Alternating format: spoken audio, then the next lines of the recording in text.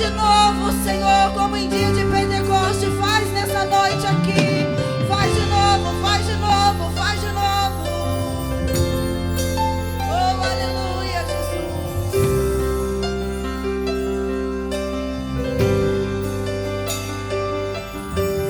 Faz de novo, faz de novo. O teu povo clama a ti mais uma vez. Faz de novo, faz de novo. O teu povo clama. Faz de novo, Jesus. Faz de novo, faz de novo. O teu povo. Faz de novo, faz de novo. Faz de novo, faz de novo. O teu povo clama a ti. O que dizer? O que fazer quando ele vem? Oh, aleluia! Fica à vontade, Espírito. Pode ser bem-vindo. Nós te desejamos outra vez aqui. O que dizer? O que dizer? O que fazer quando ele vem aqui? Mais que ser bem-vindo, nós te desejamos outra vez aqui. O que dizer? O que fazer quando ele vem aqui? Mais que ser bem-vindo, Nós te diga isso pra ele. desejamos outra Te desejamos, Espírito Santo. Mais que ser bem-vindo, mais que palavras, mais do que mais um culto, nós queremos a tua presença em nós, Espírito Santo. Mais que bem-vindo, mais do que uma música decorada, mais do que palavras repetidas. Te queremos, Espírito Santo. Te queremos, Espírito Santo. Então faz de novo, faz de novo, faz de novo, faz de novo, Espírito Santo. Oh, aleluia. Mais uma vez. Faz de novo, Espírito Santo.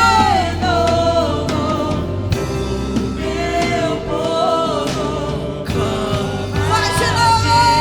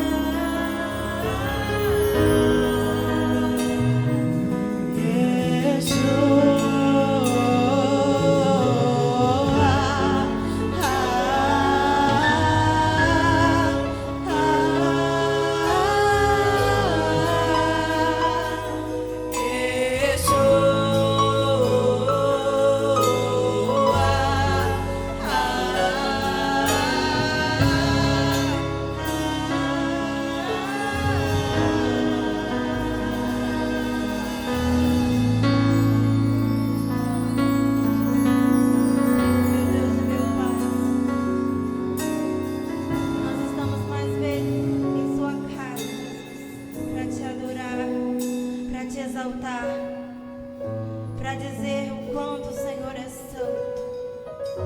Pai, muito obrigado porque até aqui nos ajudou o Senhor. Pai, muito obrigado, Jesus, pelo ar que respiramos, pela oportunidade de te adorar. Deus, aceite a nossa adoração como incenso suave a ti. É o que nós te pedimos e te agradecemos. Em nome de Jesus. Amém. Aplauda o Senhor.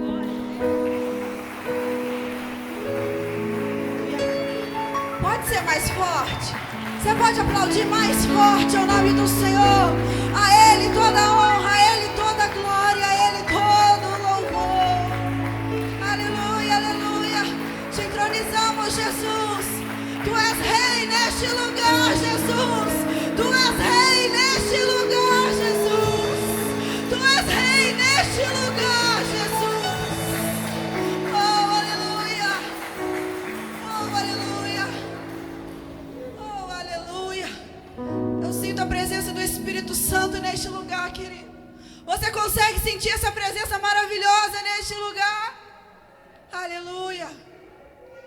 Mais uma sexta-feira. Uma sexta-feira fria. E eu vim te dar uma notícia. Que por mais que o seu cobertor e a sua cama tivesse quentinha, você está no melhor lugar onde você poderia estar. Você está no melhor lugar onde você poderia estar. Eu quero te convidar a abrir o teu coração para ouvir a palavra nessa noite. Eu queria convidar a Érica. O Senhor, lá na eternidade, escreveu esse dia. E eu tenho certeza que o Espírito Santo vai falar ao seu coração através da serva dele. Então eu não quero te pedir que você estenda a mão para cá para abençoar a vida da Érica, porque ela é abençoadíssima. Mas eu quero te pedir para você colocar a mão sobre o teu coração nessa noite e falar com Jesus. Senhor, fala comigo. Fala comigo, Senhor. Eu quero que você ore por você nessa noite. Fala, Espírito Santo, fala comigo, não aquilo que eu quero, mas aquilo que eu preciso ouvir. Espírito Santo, revela a tua palavra a mim nessa noite. Revela, Senhor, a tua palavra, a tua escritura, aquilo que está no teu coração, aquilo que o teu Espírito já ministrou no coração da Érica. Fala comigo também, Senhor, nessa noite. Em teu nome eu oro, Jesus, e sendo grata por tudo, em nome de Jesus. Amém, amém. Você pode aplaudir o nome do Senhor?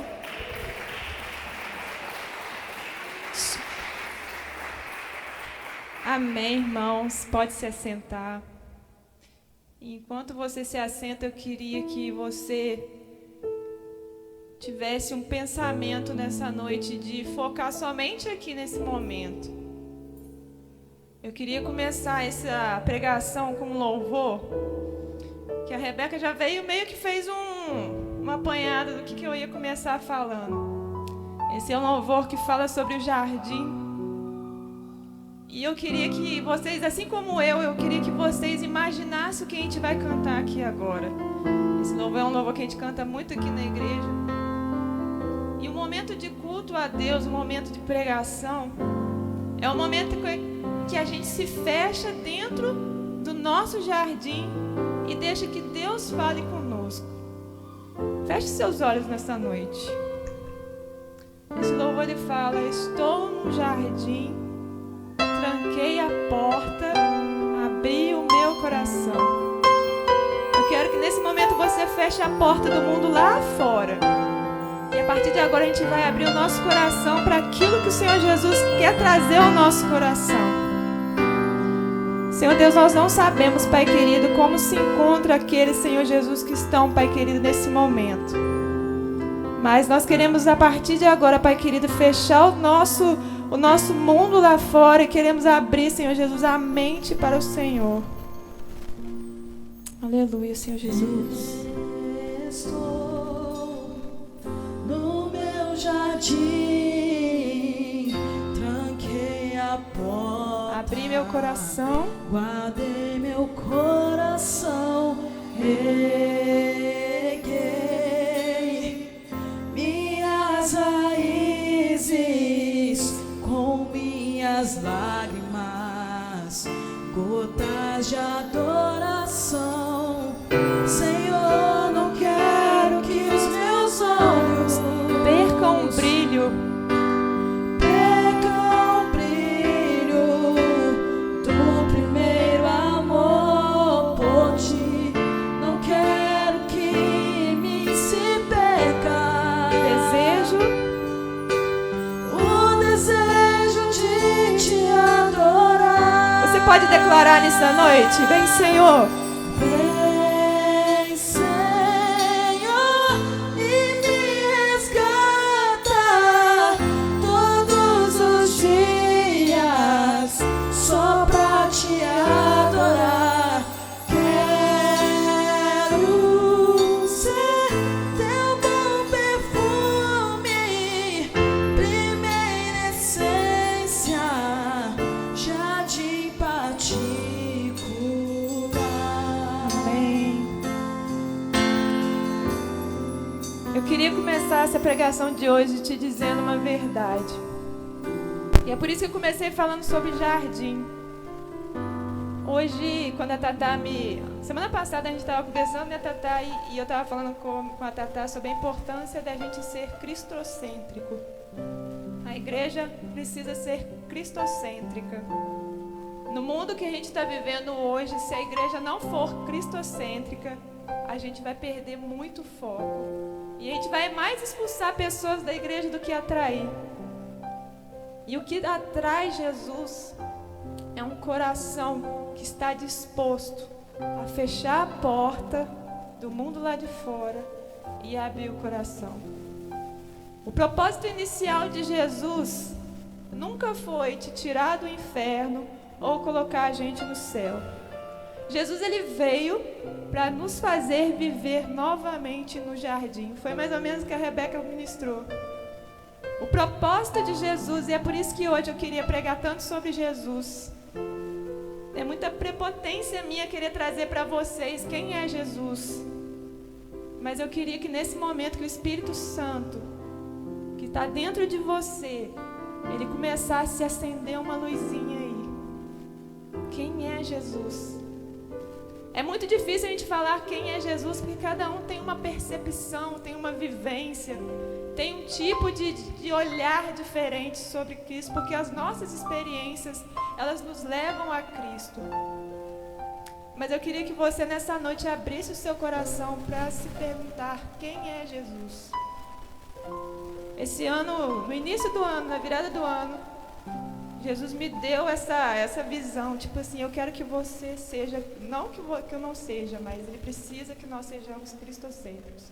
Eu comecei todos os livros que eu estou lendo falam de Jesus, todos eles. E aí o primeiro livro que eu comecei a ler, aliás, eu vou meditar hoje. O primeiro livro que eu comecei a ler chama O Nome de Jesus. E aí até um spoiler do que vai ser o Congresso de Louvor. O Congresso de Louvor esse ano.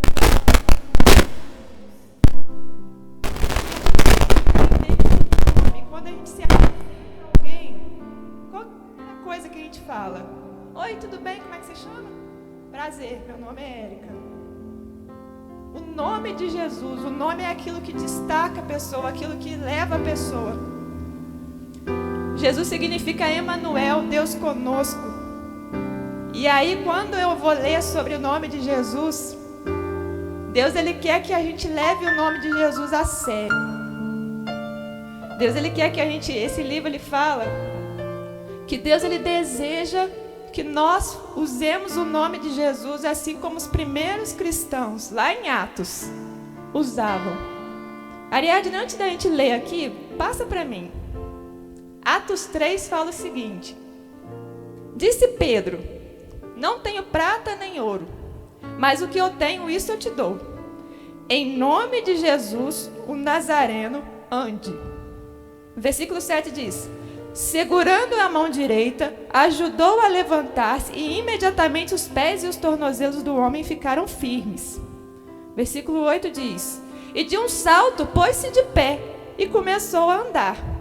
Aí correu, lá no versículo 16 fala assim: pela fé, no nome de Jesus, o nome, ó, tá aqui, ó, pela fé no nome de Jesus, o nome, tá escrito ali, o nome curou esse homem, que vocês veem e conhecem. A fé que veio por meio dele, lhe deu essa saúde perfeita, como todos podem ver. Então o nome de Jesus, ele tem poder. Na igreja primitiva, os homens daquela época colocavam o nome de Jesus e as coisas aconteciam. Esse relato aqui, Pedro e Paulo iam para o templo e tinha um cara que não andava.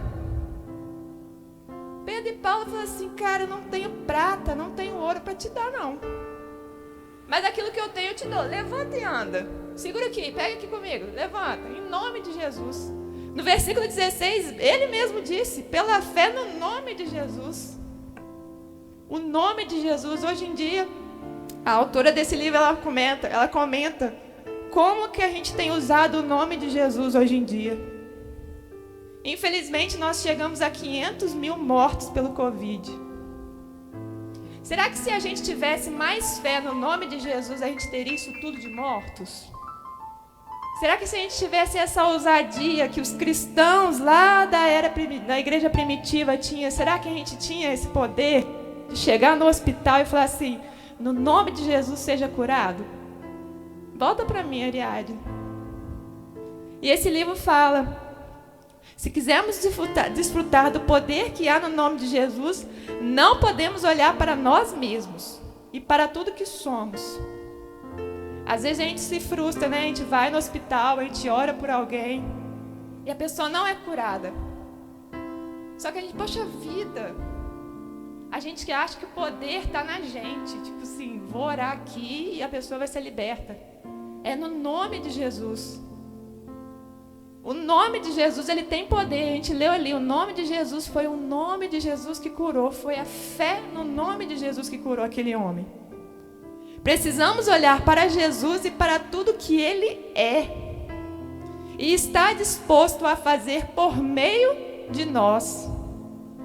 A partir de hoje, querido, toda vez que você for usar o nome de Jesus, analisa direitinho se é uma coisa que realmente... Porque o nome de Jesus é um nome tão santo, tão puro, tem tanto poder. E às vezes a gente usa o nome de Jesus de uma forma tão banal. A gente pega o nome de Jesus e usa para qualquer coisa, Márcia. Quando na realidade a gente tinha que colocar a nossa fé em situações que só Jesus pode resolver. Pode passar para mim. Jesus nos deu uma procuração. O Juninho, quando ele foi para a Austrália, sempre fica algumas coisas pendentes aqui, né? E aí ele assinou, a gente foi lá no cartório, ele assinou a procuração e está no nome da mãe, não está? Se a mãe quiser hoje abrir alguma coisa no nome do Juninho, a mãe ela tem uma procuração. O Juninho está lá do outro lado do mundo, mas se precisar de fazer, geralmente o banco às vezes pede alguma coisa, a mãe tem que ir lá, ela apresenta um papel, e isso significa que para o banco o Juninho está ali, no nome da mãe. Jesus, quando ele subiu, ele deixou uma procuração, ó, eu estou subindo, mas no meu nome, eu estou te dando uma procuração aqui. João 14, versículo 12 diz: digo a verdade, aquele que crê em mim também fará as obras que tenho realizado. Fará coisas ainda maiores que estas, porque eu estou indo para o Pai. Eu farei o que vocês pedirem em meu nome. Quando a gente está aqui na terra e a gente vê uma situação, uma pessoa que está com Covid, ai, Senhor, cura. É como se Jesus estivesse aqui do meu lado. Beleza, vou curar. É em meu nome. Eu dei uma procuração. Então, ó, pastor Edson falou, tá falado. Eu dei essa procuração para ele. Eu farei o que vocês pedirem em meu nome, para que o Pai seja glorificado no Filho. E ele reforça depois: o que vocês pedirem em meu nome, eu farei. Olha o tanto de coisa que a gente pode fazer no nome de Jesus. Mas aí vem o questionamento. Érica, eu peço a Deus. Eu estou pedindo a Deus para trocar de carro. E Deus não fez nada. Eu faço essa oração em nome de Jesus. Mas será que é a vontade de Deus? A gente tem que se questionar também. Será que é a vontade de Deus eu querer um lugar novo, uma casa nova? Será que é a vontade de Deus que eu compre uma casa nova agora? A gente tem o nome de Jesus para nos credenciar. Mas a gente tem que levar em consideração, será que é a vontade de Deus nesse momento fazer isso? Então a gente não pode esquecer que o nome de Jesus, ele cura. Nós temos essa procuração. Quando o nome de Jesus é dito, é presente. A partir do momento que a gente começa, né? Igual a Tatá começou a cantar, falando que ele é bem-vindo. Quando a gente começa a proclamar, a gente começa a falar, ele aparece. Ele é nosso amigo. A gente não começou esse louvor falando, nosso amigo Santo Espírito. Ele é nosso amigo. A gente precisa entender que Jesus, ele está muito mais perto do que a gente imagina. Jesus, ele é muito mais simples de lidar do que a gente imagina. Eu li uma frase outro dia que eu fiquei pensativa. Eu queria que você respondesse para você mesmo. O Evangelho ainda te empolga? Eu fiquei refletindo. Será que o Evangelho ainda nos empolga? Será que o Jesus que as igrejas têm pregado faz as pessoas se empolgarem com o Evangelho? Será que o Evangelho ainda empolga as pessoas? Será que quando a gente vem na igreja e a gente vê cantando, a gente vê pregando, será que isso não entra no ouvido e sai no outro? A gente precisa conhecer Jesus todos os dias, porque Ele se revela de forma diferente todos os dias. Eu vi uma pregação falando sobre Isaías falando, né, que os anjos adoravam a Jesus, adoravam a Deus dizendo santo, santo, santo, santo, santo.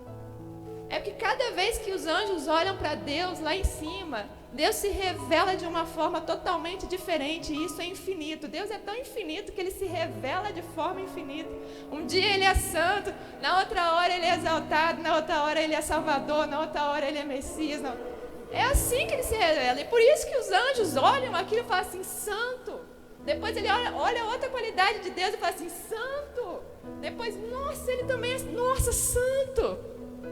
Deus se revela para a gente. Jesus, Ele se revela cada vez de uma forma diferente. Pode passar. Depois eu terminei esse livro falando sobre o nome de Jesus. Eu comecei a ler outro livro que fala sobre o homem mais inteligente da história. Aí eu fiquei meio assim, o homem mais inteligente da história. Esse livro é do Augusto Cury, e esse autor, ele é um psiquiatra. Ele é um médico psiquiatra e ele foi tentar entender como que era a mente de Jesus. Quando ele começou essa pesquisa, ele era ateu. Ele não acreditava em Deus, não acreditava em Jesus, não acreditava em nada. E esse livro conta a história de um médico que contando a história dele, ele conta uma história de um médico que é ateu, que faz um monte de reunião e eles tentam traçar o perfil psicológico de Jesus. E no final do livro eles conseguem perceber que Jesus foi o homem mais inteligente da história. Jesus, igual eu falo ali, o seu corpo foi levado ao extremo, não foi uma vez, entretanto ele não sucumbiu. Em vez disso, Jesus foi levado ao extremo. No deserto, quando foi batizado, ele foi para o deserto para ser tentado, extremo da fome. Depois ele foi para o Getsemane, sofreu o extremo da agonia, sangrou até suou sangue, e depois ele foi para a cruz. Imagina a agonia de Jesus na cruz. Em vez disso, ele preservou sua consciência crítica e fez poesia no caos. No Getsemane, no deserto e na cruz, Jesus sempre estava olhando para o outro. Lá no deserto, o diabo tentou ele de todas as formas. Ele recitava isso. Nem só de pão viverá o homem. Ele sempre dizia algo que relatava o tanto que ele tinha o senso crítico dele intacto, mesmo ele passando por momentos de extrema dor, de extrema cansaço. Ele não blasfemava, ele fazia poesia no meio do caos. Na agonia lá do Getsemane, ele estava assim: Deus, por favor, afasta de mim esse cálice. Mas se não for possível, seja feita a sua vontade. Ele pegava o caos e transformava, tipo assim, em poesia. Na cruz, ele ainda teve tempo de olhar para a mãe dele e falar assim: filho, mãe, esse é teu filho. Filho, essa é sua mãe. Ele olhou lá os ladrão lá na cruz, teve tempo de perdoar, fez poesia no caos. No meio daquilo tudo, Ariadne, ele olhou para cima e falou: Pai, está consumado. Lá em cima daquela cruz, com todo mundo humilhando, desprezando ele disse: Pai, perdoa. Eles não sabem o que eles estão fazendo. Hoje de tarde eu li até uma frase que eu anotei aqui, falei assim: essa aqui eu não posso deixar de falar. Como é que era? Jesus morreu a morte que eu e você merecia e nos deu a vida que nós não merecemos. Ele veio nessa terra. Deus, ele sempre dá um jeito de ficar perto de nós. Começou no jardim. Vou criar um homem para ele ficar lá no jardim e todo dia, na viração de dia, eu vou lá e vou me relacionar com ele. Aí o homem pecou. Aí pecou, Deus falou assim: com pecado não vai dar, né? Então vamos tirar do jardim, segue o jogo. Aí Deus aguentou, falou assim: Moisés, faz um templo lá, Moisés. Faz um templo que eu vou morar ali. A minha presença vai morar ali. E tinha vários móveis dentro do templo que faziam com que retratasse o poder de Deus. Aí depois, não, também não está dando certo. Jesus, bora lá, Jesus, não vai dar não. Aí Jesus, ele tirou toda a sua glória, toda a sua majestade, deixou de ser onipotente, onisciente, entrou dentro de um útero de uma mulher. Esse livro, ele coloca essa questão. Imagina um Deus se submeter a entrar dentro de um útero, passar aqueles momentos lá dentro do útero, nascer, depois ser uma criança que chora, que passa fome. Ele era Deus. Precisou de alguém para ir lá limpar ele. Ia lá, mamava, aí colocava ele lá, golfava, aí limpava ele de novo. Jogando bola lá, ralava o joelho. Isso tudo Jesus passou, sendo Deus. E foi assim que Jesus veio na terra. Ele preservou a sua consciência crítica e fez poesia no caos. Jesus, ele veio para cá para nos ensinar como a gente deveria se comportar. Jesus, o tempo todo, ele tinha certeza do projeto dele. Para que eu estou aqui? Eu sei exatamente o que eu vim fazer aqui. Ele tinha plena consciência do lugar que ele veio. E o diabo, coitado, chegava lá, tentava Jesus de todo jeito. A Bíblia fala, acho que Hebreus fala que ele foi tentado em tudo. Ele foi tentado em tudo e não pecou. Ele tinha tão estabelecido quem ele era e o que ele veio fazer, que o diabo tentava ele de todos os jeitos e não dava certo, porque ele sabia quem ele era. E é assim que nós devemos ser. A gente precisa saber quem que a gente é. Quem eu sou?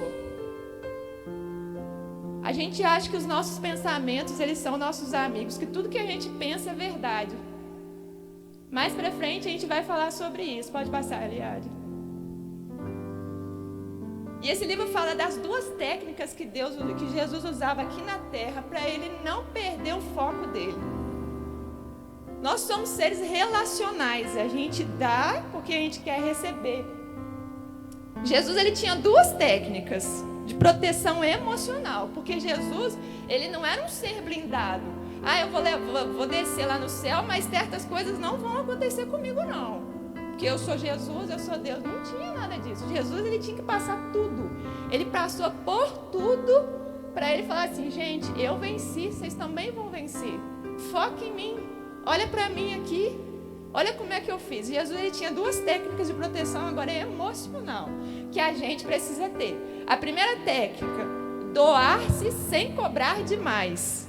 Diminuir a expectativa do retorno. A nossa geração é uma geração que ainda não sabe fazer isso. Doar-se sem cobrar demais.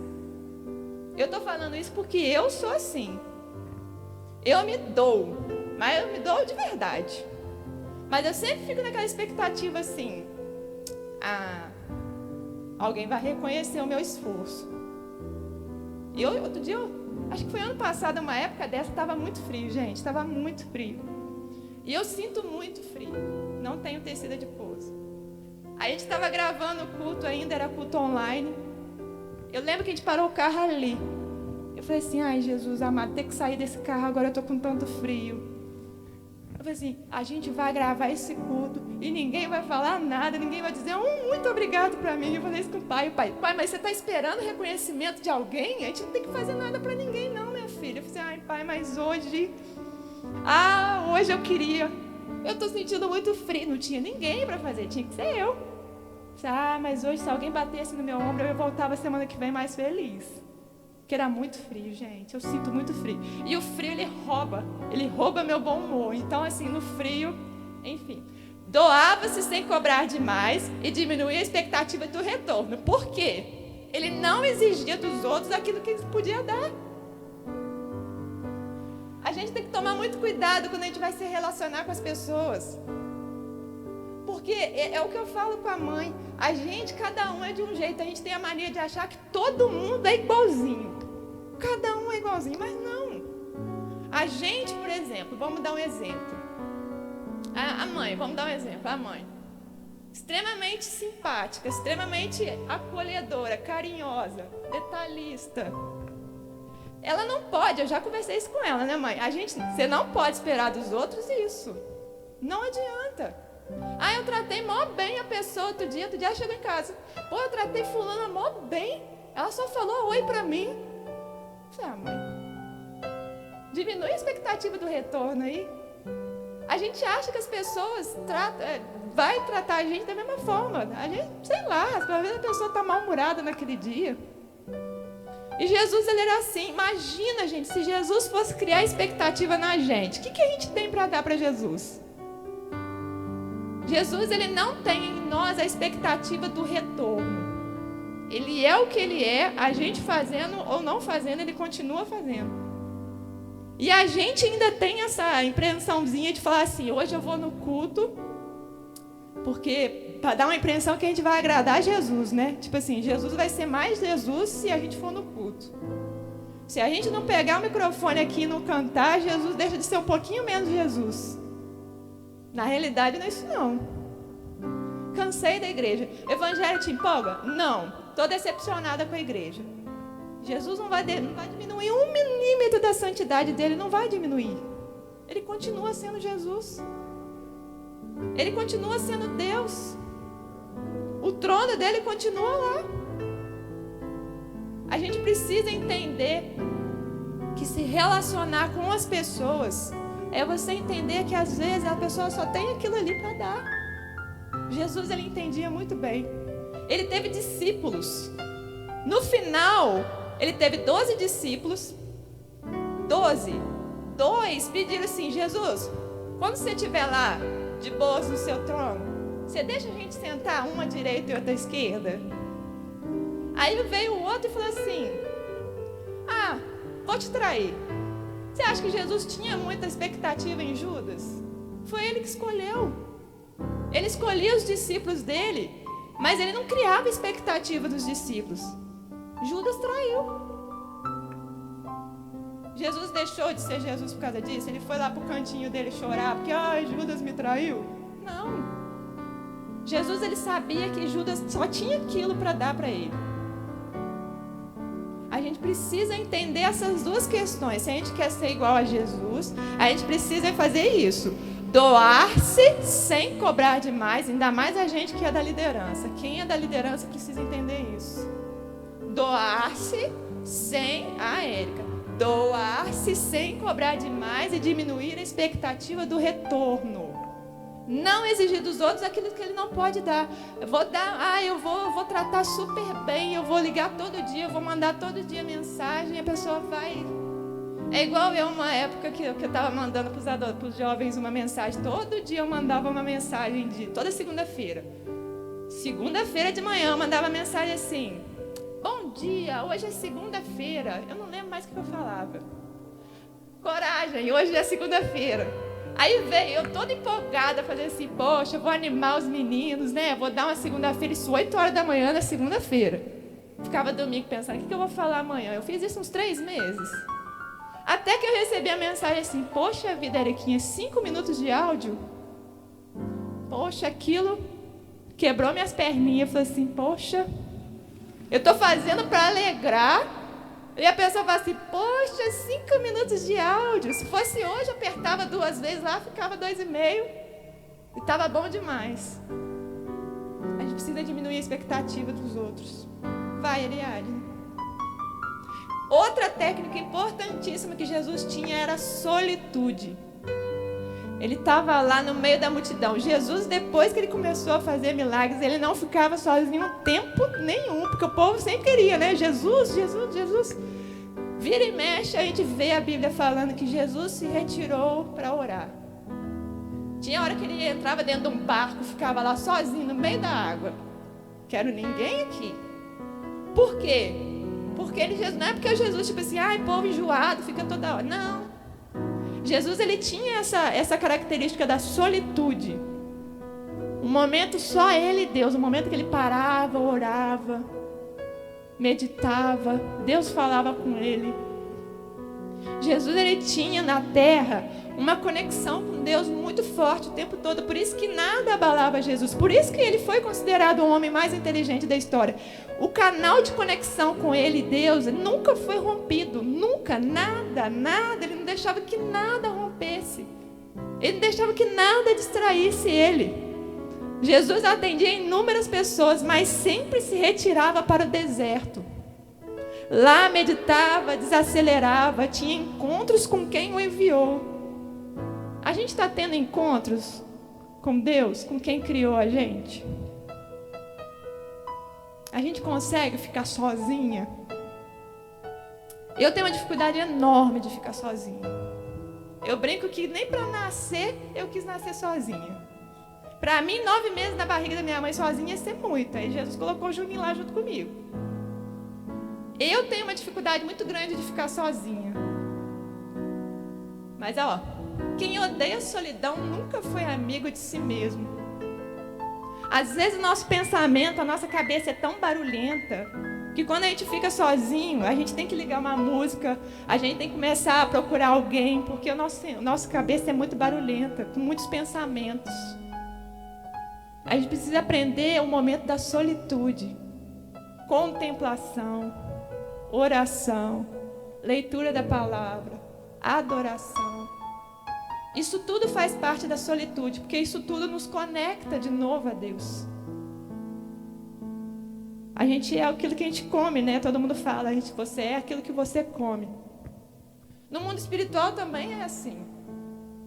O que você está assistindo? O que você está lendo? O que você está ouvindo? Outro dia eu fui fazer um apanhado das músicas, escutando rádio, eu fui ver um apanhado das músicas que a gente está escutando. Eu falei assim, meu Deus, como é que a gente vai fazer com nossos filhos? Tá tenso. Tudo roubando a nossa esperança, sabe? Hoje em dia, trair tá legal. Outro dia eu estava vendo um programa, e no intervalo do programa que eu estava assistindo, estava tendo uma nova série, que era o poliamor. O cara tinha 2 mulheres, aí na propaganda eu falei assim, eu acho que eu vou ter a terceira. Eu falei assim, meu Deus do céu, 3 mulheres. E todo mundo achou legal. Eu falei assim, meu Deus do céu, tá tudo tão normal.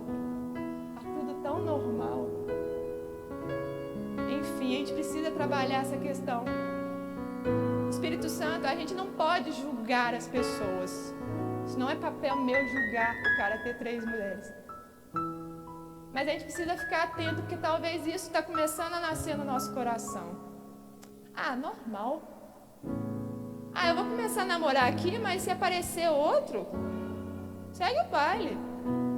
Responsabilidade afetiva, zero. A gente precisa tomar cuidado com isso. Pode passar. Esse livro também fala como Jesus foi excepcional como educador. Jesus, ele é um excelente educador. Rebeca, Jesus, ele tinha uma história de educador excepcional. Ele chegou aqui na terra e falou assim: eu não vou fazer tudo sozinho. O Pai me enviou, Deus me enviou, eu vou ter que pregar o evangelho, eu vou ter que resolver o problema. Mas eu sou um só. Jesus, ele não era onipresente aqui na terra, não tinha como. Ele não era aquele Flash que ia para lá, ia para cá. Não, ele não tinha superpoderes aqui, ele era igual a gente. Então ele falou assim: bom, eu não vou fazer isso tudo sozinho, eu preciso separar umas pessoas aqui para me ajudar. Ele pegou os discípulos. Aí na nossa mente, se a gente fosse Jesus, chegasse aqui na terra, eu falei assim: eu vou pegar os caras mais inteligentes, os mais simpáticos, os mais fáceis de lidar para me ajudar. A gente pensa assim, Jesus não. Jesus pegou os caras mais difíceis que tinha para lidar e foi transformando cada um. Olha só, para Jesus, cada aluno tinha um potencial incrível, mesmo que seja imperceptível. A gente chega aqui na igreja e a gente fala assim: poxa vida, tem pouca gente para fazer muita coisa. A gente precisa de mais gente para pregar, a gente precisa de mais gente para dar aula na escola dominical. Ai, mas eu sou tão incapaz. Jesus, ele sempre, se você encontrar com Jesus hoje, Jesus, ele vai te achar assim, um potencial enorme que só você tem. Que nessa noite Jesus possa te mostrar um potencial, que até o final do ano o Senhor possa te mostrar um potencial que só você tem. Existe algo em você que ninguém faz melhor do que você. Ninguém faz melhor do que você. Eu ainda estava comentando com uma aluna minha essa semana sobre aquele africano que corre muito, o Bolt. Ele é o exemplo concreto disso. O cara nasceu para correr corrida rápida, tiro de 100 metros. A estrutura dele fisiológica está isso, a porcentagem de gordura dele é para isso, a porcentagem de fibra branca, fibra vermelha é para isso. Ele conseguiu se encontrar naquilo que ele faz muito bem. Dentro de você tem a mesma capacidade que o Bolt tem para correr. Dentro de você tem algo que é só você que faz. Ninguém vai fazer melhor do que você. Só você sabe fazer isso. A gente precisa saber, se conhecer, o que é que você faz muito bem. Jesus, ele sempre vai chegar para perto de você e vai falar assim: você é o cara da música. Ah, você é o cara que olha, igual o pai. O pai olha um monte de terra lá, ele fala: sem caminhão. Os caras engenheiros vão lá, né, pai? Faz a conta lá e crava no que o pai faz. Aquilo que ele faz, outro dia ele falou isso para mim: naquilo que eu faço eu sou bom. E realmente, ele é bom mesmo. Naquilo que ele faz eu sou bom. E não é arrogância dizer isso. Ele se conhece. Ele sabe quem ele é. Porque no dia que ele estiver meio abalado e alguém falar assim: ah, você não sabe de nada não, ele vai voltar para casa e vai deixar de trabalhar no que trabalha. Não existe isso. Para Jesus, ninguém é irrecuperável. E não tem jeito. Essa pessoa aí já era. Não tem jeito não. Para Jesus não. Ele olhava os discípulos e falava assim: tem jeito. Ele olhava a pessoa e falava assim: não, tem jeito. Claro que tem jeito, vamos curar ele. Para Jesus ninguém muda ninguém. Só a própria pessoa. Jesus olhava os discípulos, ele não mudou ninguém. Ele se revelou e daí a pessoa viu assim: eu quero ser igual a Jesus. Então a partir de agora eu vou fazer o que Jesus está fazendo. Jesus, ele ensinava por parábolas. Jesus, ele não fazia isso que eu estou fazendo aqui. Ele parava e falava assim: ó, o reino de Deus é semelhante. Ele queria trazer para a gente que, tipo assim, o céu é igual à terra. Gera identificação. E o mais lindo de Jesus, mais lindo, ele dizia que os erros são oportunidades para crescer. Toda vez que a gente vier com o nosso pecado, com o nosso erro, o homem carnal, ele é assim: você errou, você vai ser punido. Jesus, ele pegava os erros como oportunidades de crescimento, não para punição. A gente se pune, a gente erra, a gente fala assim: nosso Pai, nunca mais eu vou subir no altar porque eu errei. Mas Jesus disse: não é isso, você pecou, se arrepende. Você viu que ali, esse tipo de amizade vai te fazer pecar toda vez. Então, cara, para de andar com esse tipo de gente. Se arrepende, muda a sua rota. Vai lá, cresce. A gente vai saber os nossos limites. Jesus não é aquele cara que tipo assim, você errou, você nunca mais está apto a fazer mais nada, você errou. Não, para Deus, os nossos erros é sempre uma oportunidade de crescimento. Depois vem outro livro que fala que Jesus também foi o maior psicólogo que já existiu. Jesus sabe o nosso modo de pensar. A gente acha que Jesus pensa como a gente. Outro dia alguém falou assim: Eriquinha, eu estou com vergonha de orar. Eu falei: por quê? Eu pequei. Jesus deve estar com muita raiva de mim. Eu falei: calma, que Jesus não pensa como a gente pensa. Não, Eriquinha, mas você não está sabendo, o grau do meu pecado é muito grande. Eu falei assim: mas Jesus é maior ainda. Ele sabe, Jesus foi Ele que criou. Nós somos criaturas dele. Uma pessoa que vai criar um tablet desse, se ele estragar amanhã, eu tenho que levar na assistência técnica, porque o cara estudou tudo, ele sabe que esse erro ele pode acontecer, e ele vai e arruma. Quando a gente peca, Jesus, ele sabe que a intenção do nosso coração não foi exatamente essa. Ele sabe, ele te conhece, ele sabe aonde o seu ponto é mais fraco. Ele colocou dentro de nós o Espírito Santo, que ele começa a alertar: sai daí, isso vai dar ruim, sai daí. Eu vi outro dia o cara falando que a gente tinha que ler a Bíblia. Pastor Lucinha, ele fala que a gente tem que ler a Bíblia contra nós. Porque a gente está vivendo, a gente está lendo a Bíblia a nosso favor, né? Aquilo que nos interessa a gente tira. Não é bem assim também não. A gente já está no século 21, por favor. A gente pensa assim: não, essa parte aqui não. E o cara falava que a gente tem que ler, a gente tem que ler a Bíblia como um espelho. Você vai no espelho, toda vez que você vai no espelho, você olha assim: tem algo errado? A gente vai lá e arruma, não é assim? A Bíblia é assim, a gente tem que ser: tem algo errado, vou arrumar. A Bíblia é como um espelho. É impossível você ver algo errado no espelho e não querer se arrumar. A gente precisa ter a Bíblia dentro de nós, dentro do nosso coração, para a gente saber que a gente está errado. Às vezes a gente está errando porque a gente não sabe. A gente está errando por ignorância. Jesus, ele era humilde sem ser passivo. As pessoas acham: tadinho de Jesus, né? Bota Jesus lá, pregado na cruz com a cabeça triste. Aí a pessoa fala assim: tadinho de Jesus. Não, ele estava ali porque ele queria. Ele sabia do foco dele. Ele não foi ali tipo assim: eu estou aqui, mas eu não quero estar aqui. Não, ele sabia que ele não queria estar ali, mas ele sabia que o propósito dele era estar ali. Ele não era passivo.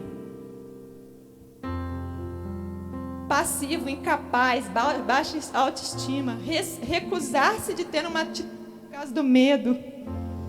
Não sei, eu vou fazer porque vai que a pessoa fica chateada comigo. Isso não é humildade. Eu vou fazer porque, eu sou humilde. Não, isso não é humildade. A gente precisa entender que Jesus, ele veio baseado nisso tudo que ele fez. Ele veio como um homem humilde. Ele veio nos ensinar a servir. Tudo que Jesus queria, ele veio aqui restabelecer a conexão entre nós e Deus e nos ensinar a servir. Porque ninguém é obrigado a pregar sozinho. Jesus, que era Jesus, o rei, que sabia de todas as coisas, ele não quis fazer isso sozinho. Ele disse: eu vou fazer isso aqui, mas eu preciso de 12. Esses 12 pegaram mais, talvez 12, 1 milhão. E hoje o evangelho está aqui. Por quê? Porque ele pregou para 12, 12 pregou para mais 12, que pregou para mais 12, que pregou para mais 12, que pregou para mais 12. Teve uma pregação que eu fiz na juventude uma vez, que eu peguei todo mundo que estava com celular, né? Porque jovem gosta de celular. Hoje eu preciso de uma pregação de celular. Peguei o celular, botei um em cada canto, apaguei todas as luzes da igreja e fechei a porta. Até pensei em fazer isso hoje, mas Covid não vai nos permitir. Peguei a minha lanterna, estava no meio da igreja, peguei a minha lanterna e falei assim, olha só, hoje como liderança eu estou aqui, mas eu não ilumino a igreja inteira. Vocês lembram disso? Eu peguei um, aí outro acendeu uma lanterna para lá, outro acendeu a lanterna para cá. No final a igreja estava iluminada. Se cada um fizer a sua parte, não vai pesar para ninguém. E Jesus ele veio nos ensinar isso, por isso que ele tinha 12 discípulos. Para ser humilde é preciso saber quem é e escolher servir os outros. Eu vou te servir, mas eu sei exatamente a minha função. Até aqui eu estou te servindo, daqui em diante é contigo. A humildade é a força sob controle. Se a gente perder o controle da nossa força, a gente se torna arrogante. Jesus ele podia muito bem ter falado assim, eu dou conta sozinho, não preciso de ninguém. Mas Jesus tinha a força dele sob controle, ele sabia quem que ele era. E ele sabia do objetivo que ele estava aqui. Ele tinha a força dele sob controle. Pode passar, Tatá. E por fim, é um outro livro que eu deixei o melhor por final, que é Um Coração Igual ao de Jesus. E esse livro, ele começa esse livro com essa pergunta aqui, ó. Se por um dia Jesus vivesse a sua vida com o coração dele, vamos fazer um transplante aqui. Tira o meu coração, coloca o coração de Jesus dentro do meu. A partir de agora, as prioridades dele comandariam as minhas ações, as paixões dele guiariam as minhas decisões e o amor dele dirigiria o meu comportamento. Passa para mim, Ariadne. As pessoas notariam a mudança? Será? Poxa vida, Thalita tá diferente. Ou não, tipo assim, continua a mesma pessoa. Vai, Ariadne. Sua família seria diferente se você tivesse o coração de Jesus. Larissa, se você tivesse o coração de Jesus, sua família seria igual? Passa. Quais alterações esse transplante causaria no seu nível de estresse? Thaís, se Jesus pegasse o coração dele e colocasse, você seria menos estressada? Não que você seja estressada. Um pouco ela é, mas... Vai. Você continuaria temendo? Você teme, Rebeca? Se o coração de Jesus estivesse no seu lugar, no lugar do seu, você temeria o que você continua temendo? Passa. Você continuaria fazendo o que você está fazendo se tivesse o coração de Jesus dentro de você? Mais um. Você ainda faria tudo que você planejou para amanhã? Amanhã me chamaram aí para um negócio aí. Esse transplante pode ser semana que vem, porque amanhã não vai dar não. É de se refletir, né? O coração de Jesus estivesse no lugar do seu, será que as próximas 24 horas seria igual? Você continuaria fazendo o que você está fazendo? Você receberia aquele troco lá e falava assim, ó, deixa quieto. Como ter um coração igual ao de Jesus? É para isso que Jesus veio, gente. Eu estou fazendo essa pregação aqui para a gente entender para que Jesus veio fazer aqui. Ele veio para ensinar a gente a ser como Ele é. E para a gente entender que é possível ser do jeito que Ele é. Guarde a porta do seu coração, dos seus pensamentos. Provérbios 4:23 fala, acima de tudo que se deve guardar, guarda o seu coração, pois dele depende a sua vida. A sua vida depende, nessa época que ele falava coração, mas eles achavam que o coração era a sede dos sentimentos, mas na realidade a sede dos nossos sentimentos é a nossa mente, os nossos pensamentos. Eu vou fazer uma prova, mas eu não vou conseguir. Eu dou aula de Pilates e outro dia eu cheguei para uma aluna minha e falei assim, olha só, primeira aula. Antes de você falar que não, o primeiro tratado da nossa aula é o seguinte, antes de falar que você não consegue, você vai tentar primeiro? Porque às vezes a gente faz um exercício lá, não vou conseguir não, não vou conseguir não. Calma, você nem tentou. Nossos pensamentos, eles nos limitam, nos colocam para baixo. Eu estava olhando outro dia esse programa de reforma de casa, 800 mil reais uma casa. Gente, eu não tenho condição de comprar uma casa assim não, vou ter que trabalhar, para juntar 800 mil, eu tenho que trabalhar, não vou dar conta, eu vou viver para sempre de aluguel, não dou conta. Poxa vida, como é que você faz? Outro dia passou um Jeep Renegade do meu lado, eu falei assim, nossa, eu queria ter tanto um carro desse, mas eu nunca vou conseguir comprar um carro desse. O Espírito Santo, na mesma hora, no meu coração, por que não? Por que não? Se você é minha filha, se eu te dotei de inteligência, por que você não vai conseguir fazer isso? O pastor me chamou para pregar, mas eu não vou porque eu acho que eu não consigo. Por que não? Vai. Submeta seus pensamentos a Cristo. Jesus, ele falou assim, ele, pela alegria que lhe fora proposta, suportou a cruz, desprezando a vergonha e se assentou à direita do trono de Deus. Jesus, no meio daquela agonia toda da cruz, tudo, eu vou. Por que você vai? Porque eu sei que o que tem depois disso. Pela alegria que lhe fora proposta. Fizeram uma proposta para ele. Se você fizer isso, vai acontecer isso. Suportou a cruz, desprezando a vergonha. Ele sabia, ele veio do céu, ele sabia que ele ia voltar para o céu.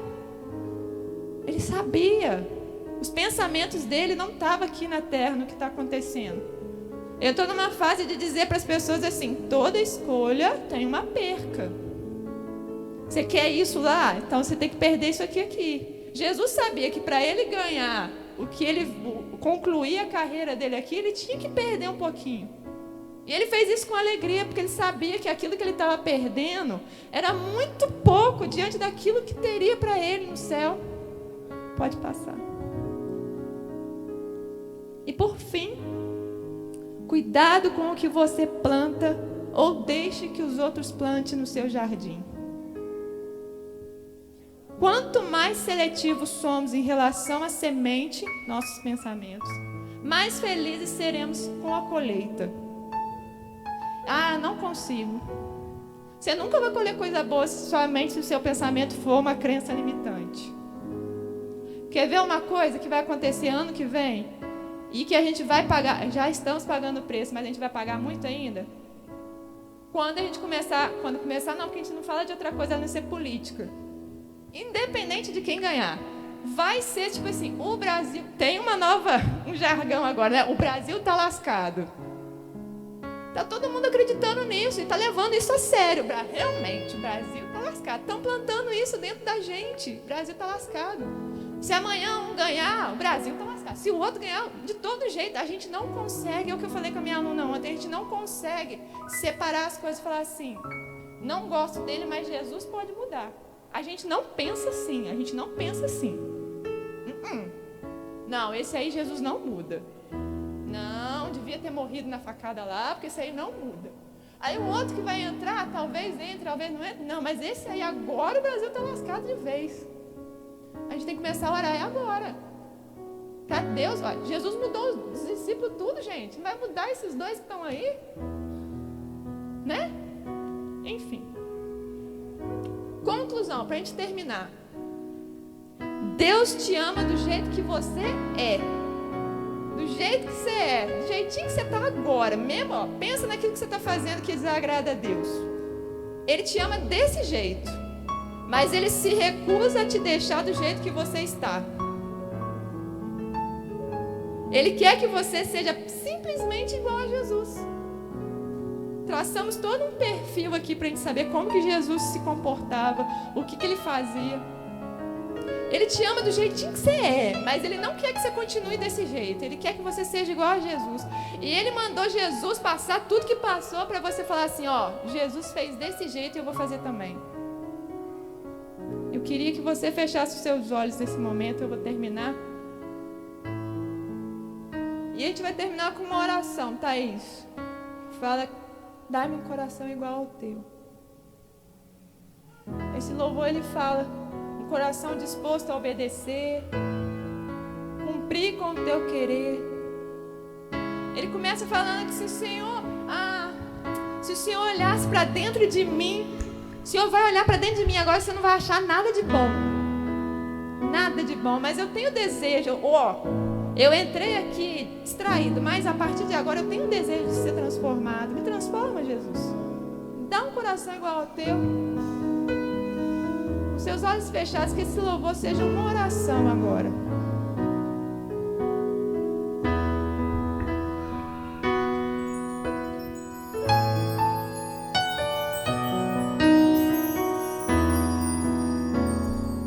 Se tu olhar, Senhor, Amém, Senhor Jesus. Muito obrigada, pra dentro Deus. de mim, O Senhor possa nos perdoar nessa noite, Pai. de bom, mas um desejo eu tenho de ser transformado. Preciso tanto do teu perdão, dar-me um novo coração,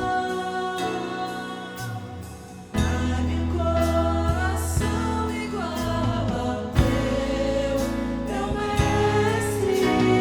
Dá-me um coração igual ao teu, coração disposto a obedecer, cumprindo do teu querer. Dá-me um coração igual ao teu. Amém, Senhor Jesus. Nós queremos te agradecer, Pai querido, pela tua palavra nessa noite, Pai. Nós somos totalmente dependentes de ti, Pai querido, e nos ensina, Senhor Jesus, a ser como o Senhor, Pai. Coloca em nós o desejo, Pai querido, de te conhecer cada vez mais, Senhor Jesus. E que nós possamos experimentar, Pai querido, o quão maravilhoso é, Pai querido, viver da forma que o Senhor viveu. Andar os passos que o Senhor andou. Oh, Senhor Jesus, nós te louvamos e te agradecemos por tudo, em nome de Jesus. Muito obrigada, Senhor Jesus. Amém e amém.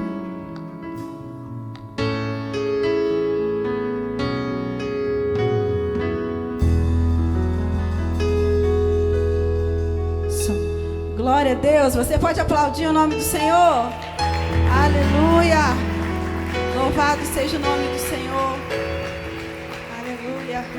Obrigada, Érica. Que Deus continue abençoando a sua vida e te usando como Ele fez nessa noite, em nome de Jesus. Você está fazendo uma oração. Eu já quero agradecer pela tua presença aqui nessa noite. Que o Senhor possa germinar essa boa semente. Foi a palavra nessa noite no seu coração.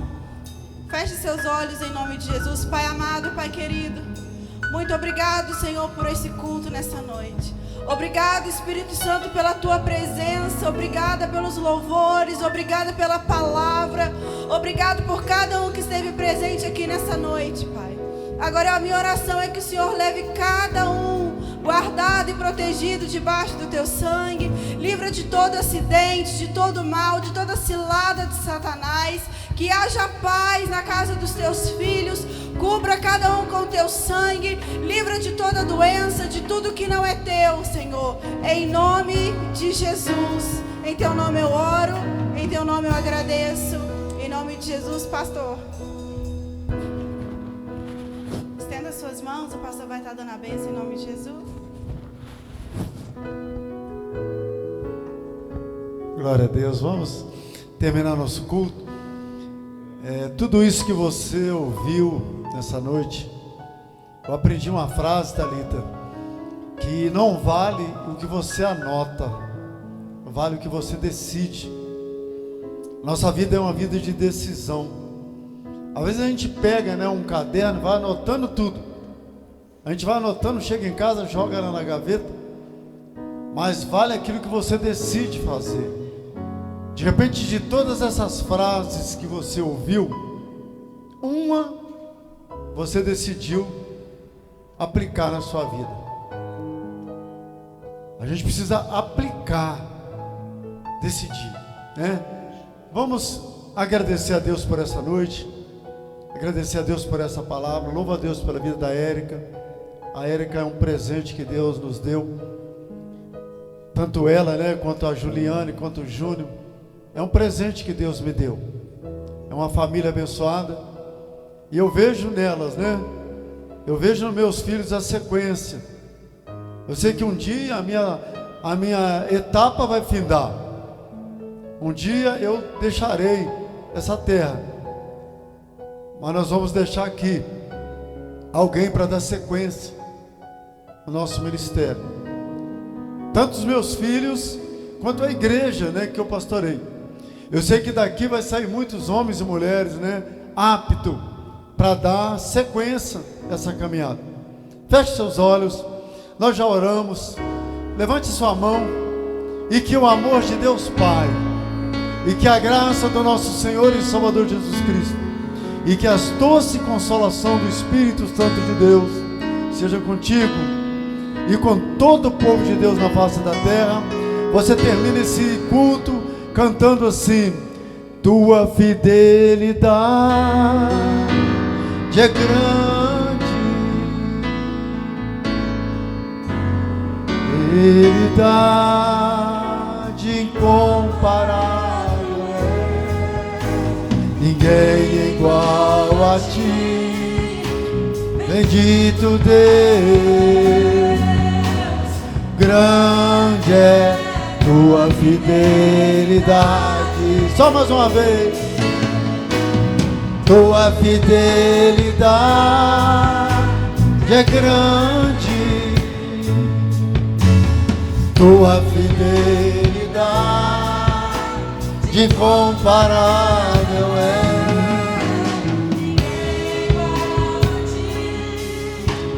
Bendito Deus, grande é tua fidelidade. Você pode aplaudir o Senhor.